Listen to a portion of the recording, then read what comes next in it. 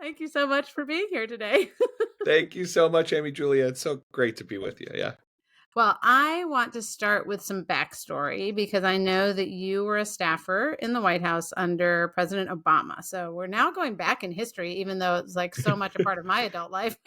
Yeah. But will you tell us about your time in the White House? Like, what was your role there? How did you end up in that position? Because I do think it sets up what we're going to talk about in some ways that might be helpful.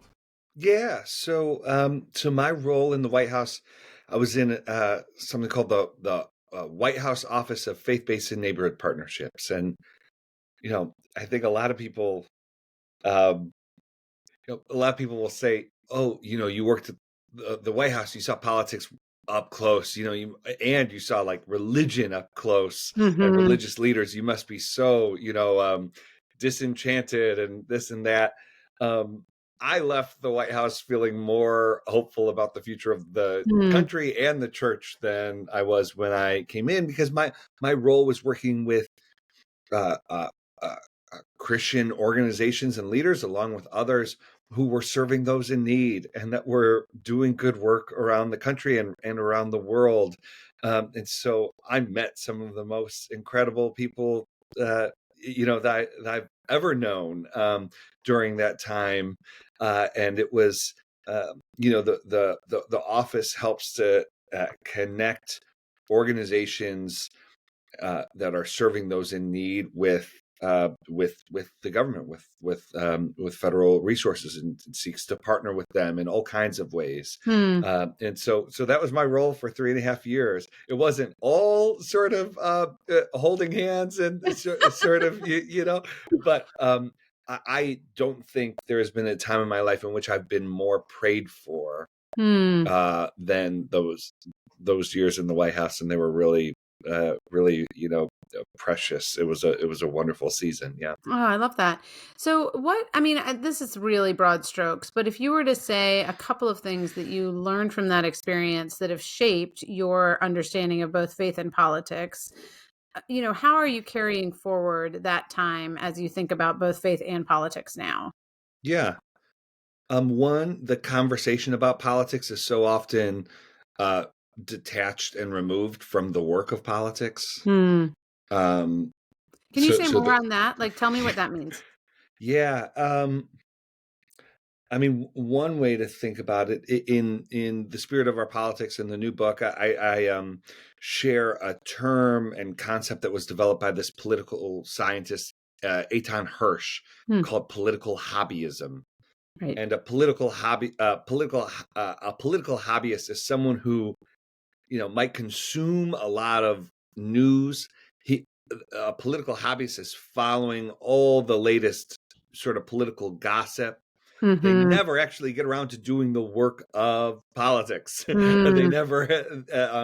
They are both burnt out by politics and, in some ways, totally removed from it. Okay. Uh, uh, think of this as sort of politics as entertainment. And Hmm. yet the actual work of politics is often not entertaining. It is often not splashy. Hmm. Um, and so that was something I learned, and that can be true both among specific people and organizations, like learning, like, yeah, there are some people who talk a lot about politics and some organizations that talk about politics a lot, but they aren't really actually getting anything done. Hmm. But it also, like, individuals, there are some individuals and organizations that, for an array of reasons, when they're communicating publicly, or when they have a particular when they're in a particular setting, might have one affect or might say one set of things, but then when you're actually working with them, it's a whole other story. So I just learned a lot about the culture of our politics Hmm. and the work of our politics.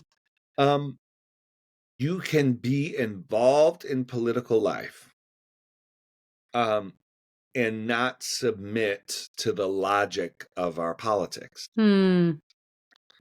Yeah. So um again, will you say a little more about what you mean? That's a great statement. yeah.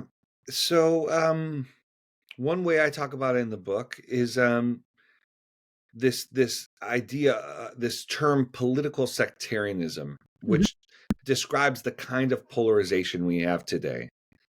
And this political sectarianism doesn't describe everything that's wrong with our politics. Mhm. It does help inform quite a bit of what's happening in our political life today. And the social scientists who developed it said that it's made up basically of three parts: the tendency of aversion, which is the tendency to dislike or distrust those who are politically different; the tendency of othering, Mhm. so the tendency to other those who are politically different; and then the tendency of moralization, or what I call a misplaced moralization, which is to elevate political difference to the level of dogma, to the level of iniquity. And that the logic of that kind of politics, which is pervasive in our politics today, leads to some really drastic and destructive places, both for our politics itself. So the social sciences lay out all the ways in which this has links to governance and governmental dysfunction. But I think what's even closer to my heart, um, is the ways in which the toxicity of our political culture is spilling over into and affecting and shaping the lives of our families, our churches, our communities, and individuals. Let me give you a concrete example. Uh, there's a chapter in the book about gentleness, and Mm. I talk extensively about anger. And one of the things I'm sorting through about how best to engage this thought. Um, so in the chapter, I reject our sort of high esteem for anger and what it can Mhm. accomplish in our politics. Mhm. Um, I have I have been a bit confounded. I understand why, and I gave a talk on Capitol Hill to over 100 congressional staffers on this topic. I understand why they have challenges, um, uh, understanding how they might be able to go about their work without promoting or seeking to steward or incite anger. Mhm. There's a professional sort of there's a capital. What I've been really struck by is those with no political responsibility outside of being a citizen, outside of who uh, have real trouble contemplating what it would be like for them to engage in politics without anger. Yeah, so in other It words, is, can I make sure I'm understanding? Like, if you're on the inside and you're working for a politician, you're going to say things that might incite anger whether or not you intend to. But if you're on the outside, like me, for example, like to assume that anger has to be a part of politics is like, just not true, if nothing else. Like, well, and also congressional, one of the things that's happening in our politics right now is that politicians are being asked to reflect the anger of voters. okay, yeah. And so, So it's like if a it, cycle too. yeah, right. And so there's this saying, if you aren't angry, you aren't paying attention. Right. As if Okay. the best thing that your attention could, the highest, the highest response that one could offer to paying attention is their anger. Which is Uh, so interesting when we think about, I don't know, I've thought a lot about the way yeah, in which love and attention are related, that like you yes, can't right. love something or someone that you don't Yes, pay attention to. And yes, yes, so yes. I just wonder about even like having, and actually I think your book does this, but the contrast between like if you're not angry, you're not paying attention to, and like if you're not loving, you're not paying attention. Like Yes, and I'm sure there's some right. people who would say that the anger and love are actually connected, but at least in terms of what we're seeing in our country, that does not seem to be the case. So yeah, Yeah, that's helpful. Thank right. you. And that should cause us to, right, um, ask some questions about, if we so often see anger disconnected from love, maybe Right. that's not a coincidence. Right. You know, Right. like maybe anger doesn't trend towards love. Yeah. Particularly a cultivated anger. So Mhm. not anger as an initial reaction to. I think that's and Dallas Willard, and maybe we'll talk about Dallas a Yeah. bit. My book is very much drawing on his work. Dallas talks about, anger as a natural impulse is not by itself sinful. Um, uh, but we need to be very well. So there's a very clear scriptural admonition to be slow to anger, and it's Mhm. not be slow to unjustified anger. It's Mhm. just be slow to anger. And there's like, we should think about that. Well, why is that? Why might that be? And we could look to scripture. We could also look to Augustine, to Howard Thurman, to Dallas Will. Like, there's long, rich history and Yeah. resources to Yeah. draw on here. But the real Augustine writes, we need to be careful about even opening the doors of our heart to even justified anger. Mhm. Because once you let it in, anger can fester and twist and compound and take over. And that's a lot of what we see in our political life today. And what's very important for folks to understand is that it is perhaps not even originating from our politics. So it's one thing to say, "Oh, those politicians, we need to get those bums out, and we need Yeah. to get people of higher character in," and I'm all for that. But if we think that the problem is solved just by changing the cast of characters involved, that actually they're responding to the incentives that the people Are provide. giving. Well, this Yeah, actually, I want to quote you as a part of exactly what you're saying. You write, if we were a different kind of people, our politics would be different. And yeah. I noted that because I just wanted to ask you to reflect a little bit about, like, well, what kind of people are we? And what Mhm. would it take to become a different kind of people? Which in some ways is asking you to, like, recap your whole book. But Yeah. at the same time, like, just in general, I love that. If we were a different kind of people, our politics would be different, which I think is what you're saying. But can you speak, Yes. who are we Yes. as a people, and what would it take for us to change?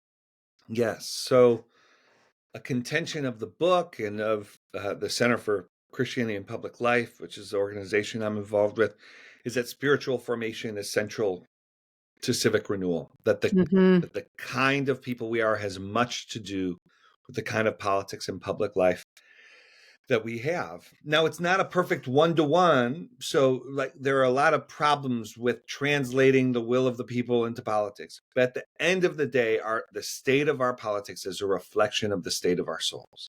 Mm. Um, and if we had a different kind of people, our politics would be different. Another way of saying that is that our democracy, both the beauty and the weakness of it, our democracy cannot get around the kind of people we are. Hmm. T.S. Eliot wrote uh, the sort of great human endeavor, which he thought was a fool's errand. So this is an observation, not him saying this is a great idea. He said, the great human endeavor has been to try to create a system so perfect that people no longer have to be good.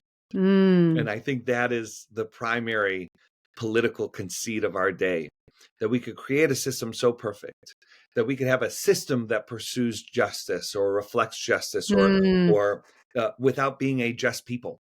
Mm. We so often want our politics to do the work of being good for us, instead of our politics reflecting our, our own goodness.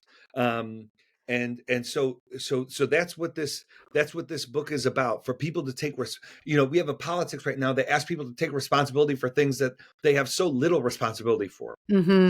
Who wins the presidential election, um, and totally evades the responsibility, including the political responsibility, that people, as Willard would say, is within the range of their effective will. Yeah. Like, are the things that they actually have say over.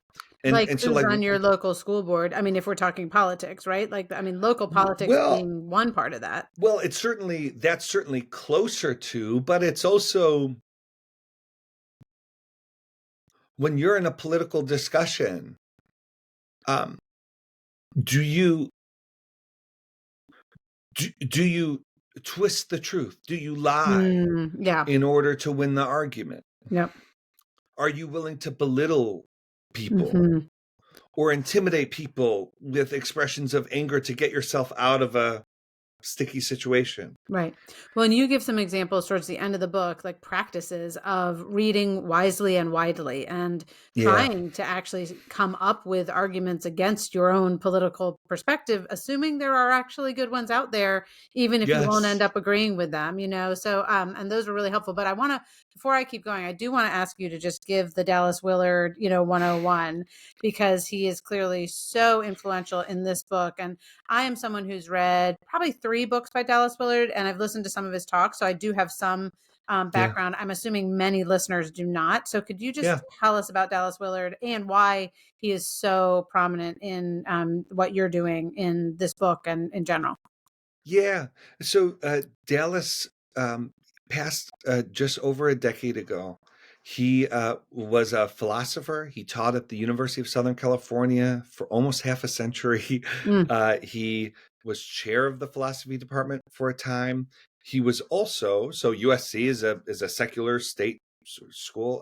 USC Willard was also a Christian teacher, author, pastor at various points during his life. And um, I came across his work within my first 6 months of working at the White House. mm, Um, someone sent me a copy of The Divine Conspiracy. And at first, I didn't think I had time to read it. And then, for a number of reasons, I decided to pick it up. And it was like a second spiritual awakening in my life. And I could talk quite a bit about mm, why that was. Dallas thought Jesus's gospel was the announcement of the availability of the kingdom of God in the here and now mhm. for whoever would stumble into it. Yeah. Um, and he thought that um, he wrote a book, The Great Omission, Mm, which is about the omission of the making of disciples from the Great Commission. mm, And he thought discipleship was about, and really the Christian life, like the point of life is to learn from Jesus how Jesus would live your life if he were you. mhm, And this vision of formation is more than intellectual head knowledge. It's more than what you do on retreat or what you do in your quiet time. It's for all of life. And this book draws on Willard, just because my own views are just so informed by Dallas. Again, going to the beginning of our conversation, when people hear about politics, a whole range of, I think, unhelpful assumptions and dispositions are brought to mind. And this book is about how do we place politics and our political lives within and under the life we're living with Jesus. mm. And so I think people who pick up this book might be surprised to find that it's a spiritual formation book first, Right, right. not a political book.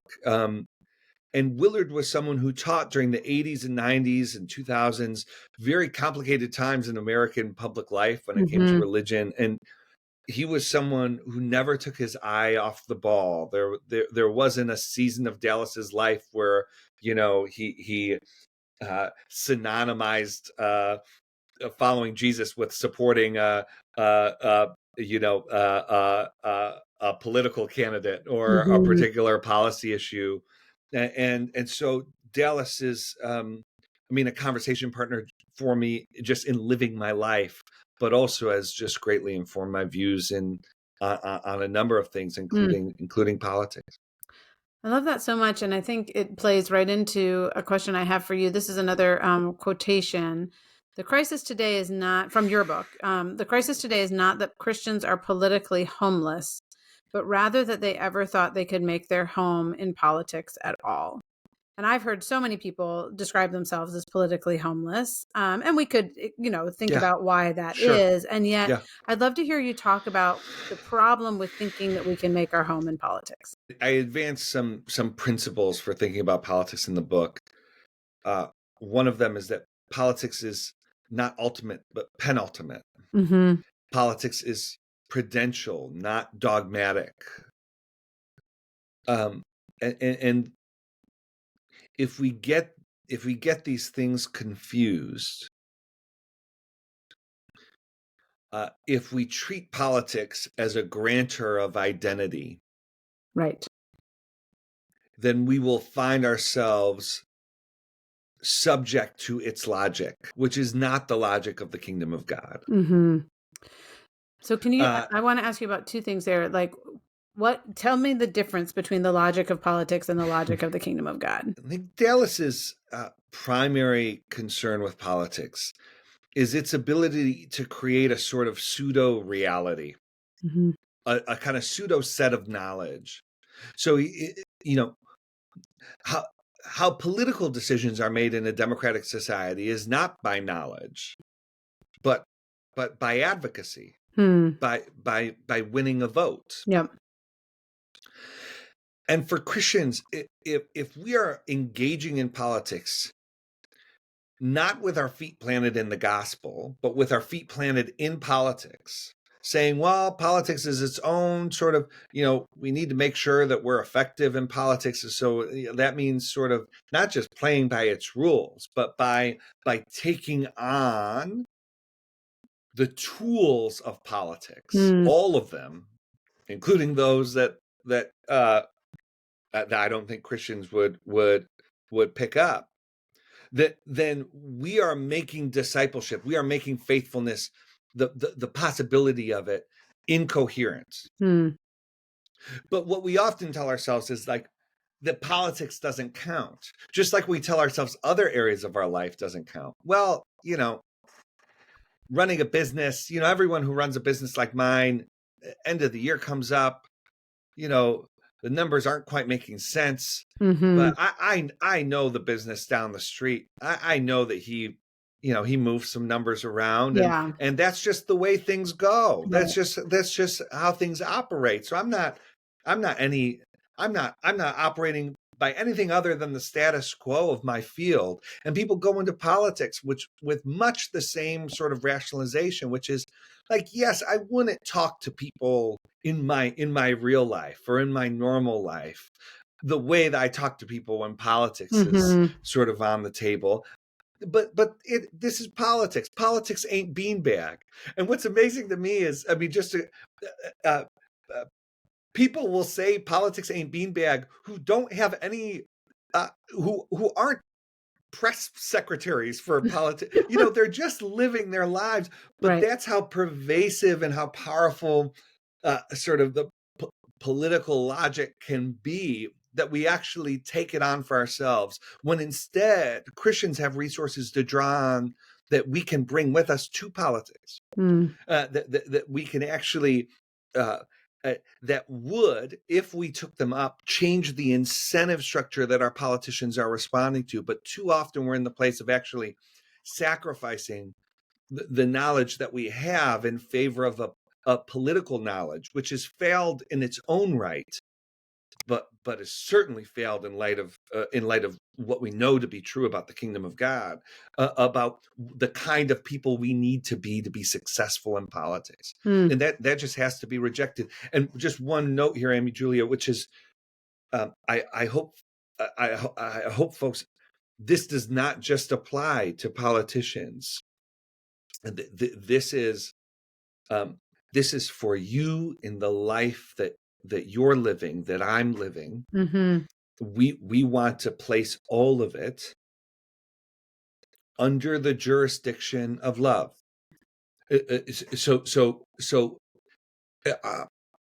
God's kingdom is the range of his effective will, where what he wants done is done. Willard would say each of us have our own kind of little kingdoms, where the range of our effective will, where what we want to be done is done.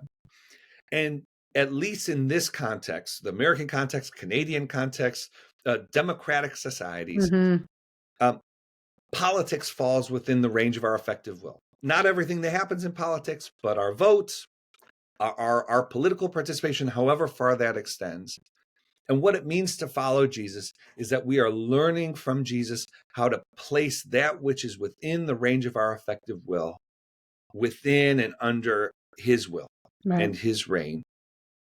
And there is knowledge available about what that we don't just make it up. uh, uh, uh, it's righteousness and justice, Yeah. gentleness and kindness. Yeah.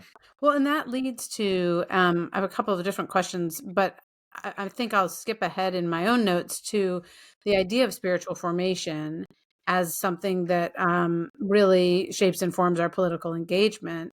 So I'm curious if you could just speak to some of the habits or practices that could lead us towards a different type of political engagement because we've been spiritually formed in a different way, because we've been becoming those types of people, because we've been actually seeking to participate in the logic of the kingdom of Jesus instead of the kingdom of Yeah. political superiority. Yeah. So in the book, I offer, do two things. I seek to connect historical practices of the faith that have served the church well, that we find in the life of Jesus, and connect how they might relate to our political lives. So Okay. these are things like celebration and worship and study. And I think particularly important in this time and place, silence and solitude. And I'll just a couple words there. We are just inundated with messages and grasping and people vying for our attention and our affections. Hmm.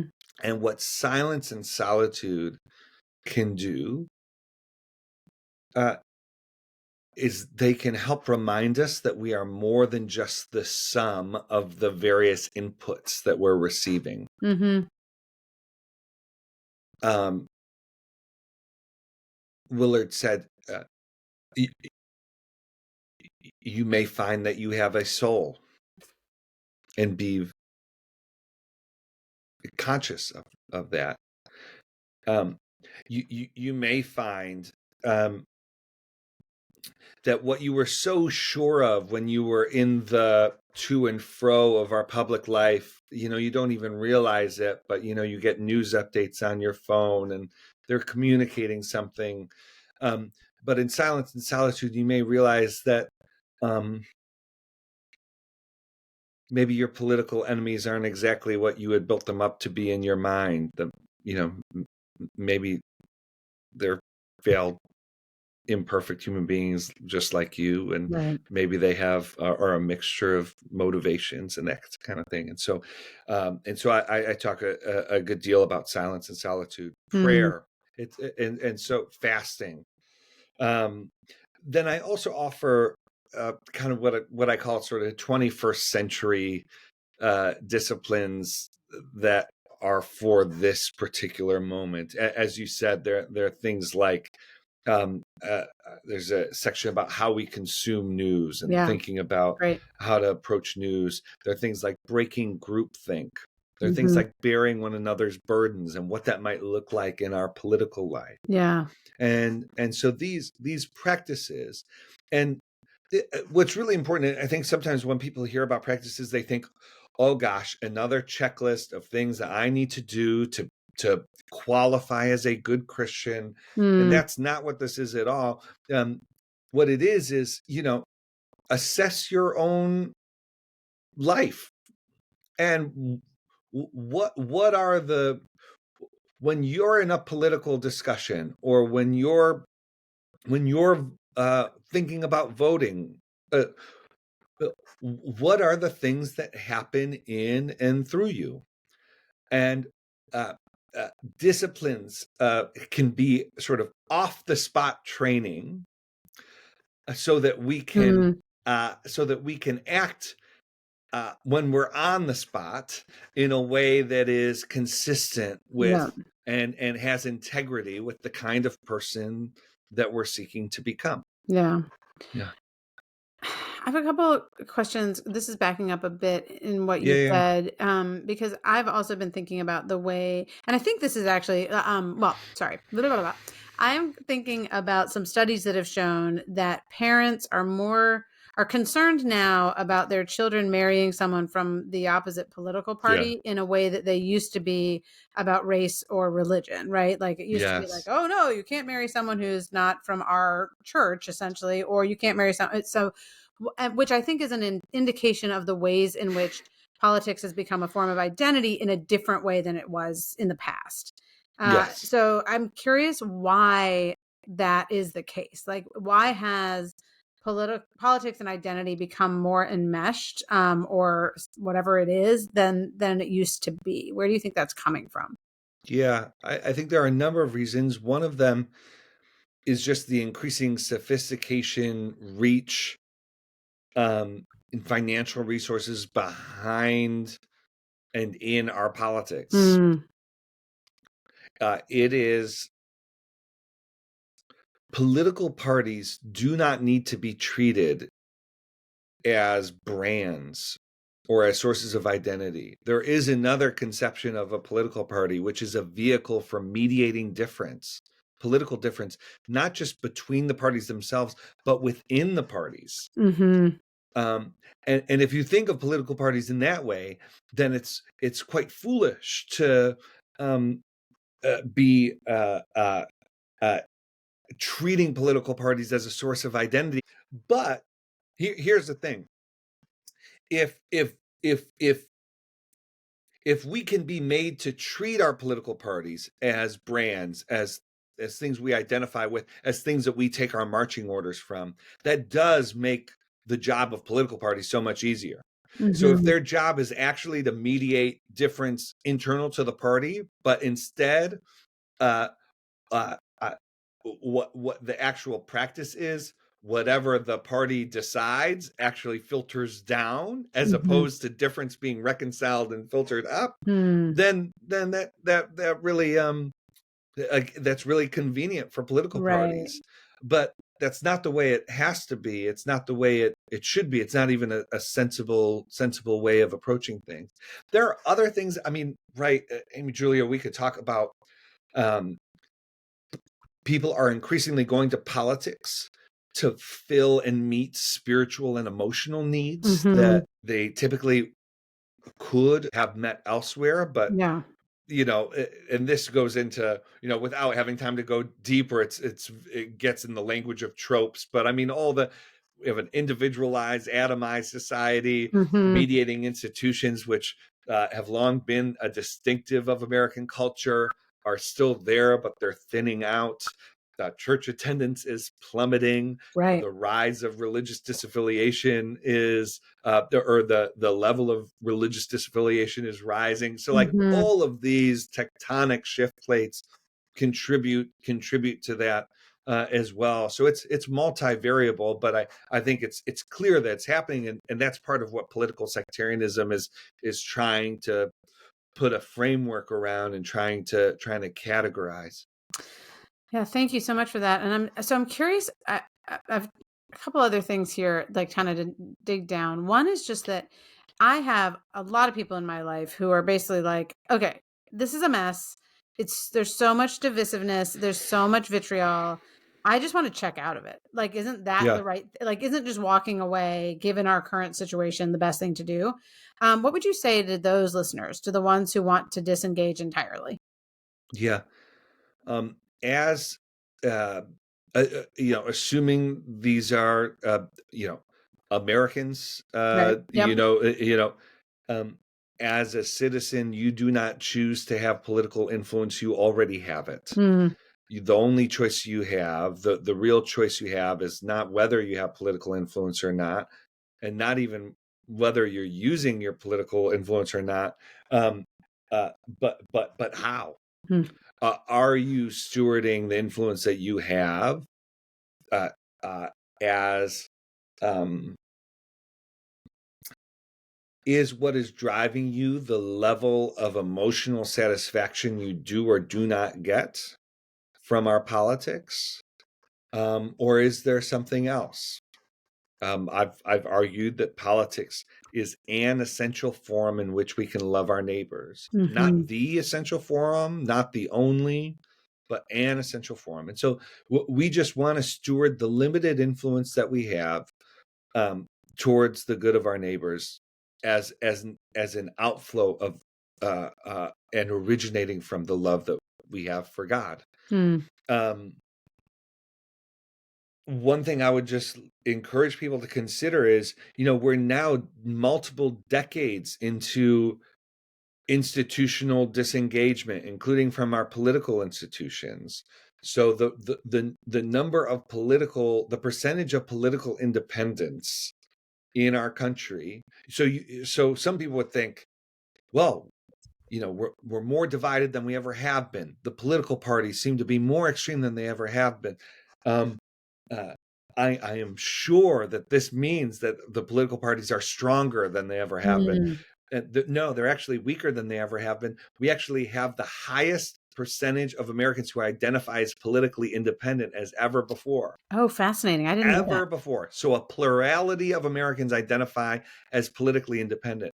And so one thing we need to consider is whether the very kind of people who want to withdraw from our politics because it's too divisive, too angry, too trivial, our political culture is too trivial, are the very kinds of people that our politics needs. Right. The very kinds of people our politics needs.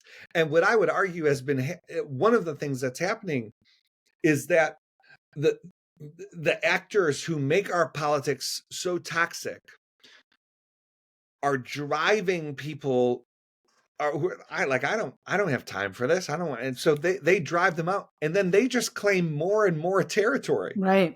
And so our politics just gets more and more toxic, not because they're even necessarily winning, but just because others are just vacating the playing field. Right. I hate to use that sort of, but they're vacating our political life. And so, we should, so that might be something to motivate a healthy engagement as opposed to a withdrawal, which is, like the cavalry isn't coming. Like you actually, what you identify as wrong in our politics is actually spot on. But the beauty and weakness of our democracy is that our democracy can't get around the kind of people we are. Right. And so who's there? Who's showing up? Well, maybe that's a good place to kind of land this conversation. I was wondering, this is a podcast about reimagining the good life, kind of using our imaginations to say, is it possible for things to change or to be different in ways that are hard for me to imagine? And I was thinking about one of the ways that I'm able to imagine things that seem impossible is by seeing other people who've either done it or are doing it. And so I was curious whether there are examples of people of faith who've engaged in politics, whether in the past or in the present, in ways you at one point called politics like something we can do as an act of loving service. Like who has done this or who is doing this? Can you share that with us? Yeah. I mean, I think in some ways, countless people. I talk in my book about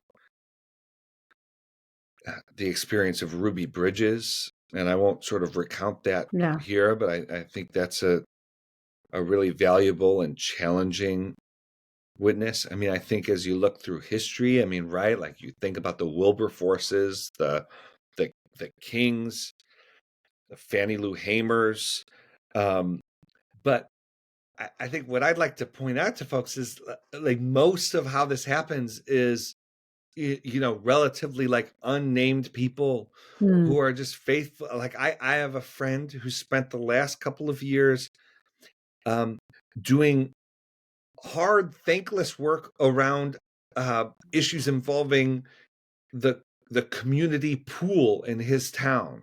Yeah. He is someone I think of. Because there's a real need. He identified a real need, a civic need, that involves self-governance. That is a the product of and requires community decisions, civic decisions. And he said, I'm not just going to be a bystander. I'm going to be a part of this, even Yeah. though like it gets political, because if the money is being spent on the community pool, well, where isn't it getting spent? And Right. then he has to ask himself, well, I got involved in this because of the community pool, but that doesn't necessarily mean that I oppose, now I'm, as a hypothetical, that doesn't necessarily mean I oppose the tennis court, Right. or raising the pay of the county clerk, like it's so all, Mhm. you get, and it's messy, and it's, but that's okay. Mhm. Politics is a prudential area of life. God is not looking over our shoulder, um, uh, ready to discipline us for a poor political judgment. We are just seeking to, in the place and the time in which He's called us, to use what we have, and to steward what we have in a way that reflects our love of Him and love of neighbor. And I could tell you countless stories of seeing that in our public life. I see it. The organization I'm involved with, we serve young professionals, we serve elected leaders, Mm. and these are people who are imperfectly seeking to learn from Jesus how He would live their life if He were them. And it's a beautiful possibility. Hmm. And if we were able to gain an imagination for it and live into that imagination, like the eunuch in Acts 8, if we were people who were so captured by the gospel that as we were riding in our chariot, Mhm. we saw water and said, why shouldn't I get baptized? Yeah. Isn't this the next thing that Jesus is calling me to do? What if we went through our public life, our politics, and said, look at that. I mean, actually, I've never, in the case of my friend, he literally saw a pool of water and said,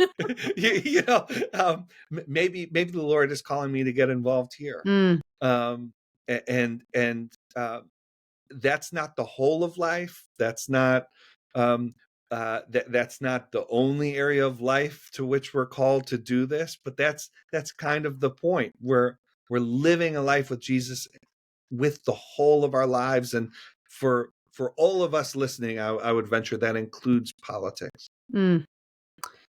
Michael, thank you so much for your time, but also for your book and for your work, just your ongoing faithfulness to this calling. And I haven't said this already in this conversation. We didn't get a chance to talk about it, but I just want to also emphasize the fact that this is not a book for the right or the left, which Yeah. perhaps has been evident by the conversation, and that we haven't been running down kind of rabbit trails of, but what do you think about this issue? Because Yeah. I Right. think so much of what you're writing about is the posture of the heart and the ways in which we can actually engage issues that have good arguments on the left and Yes. the right with a different Yes. posture, and actually have a new imagination for where we might end up as a people.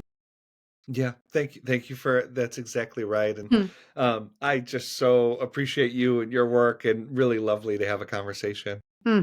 Thank you.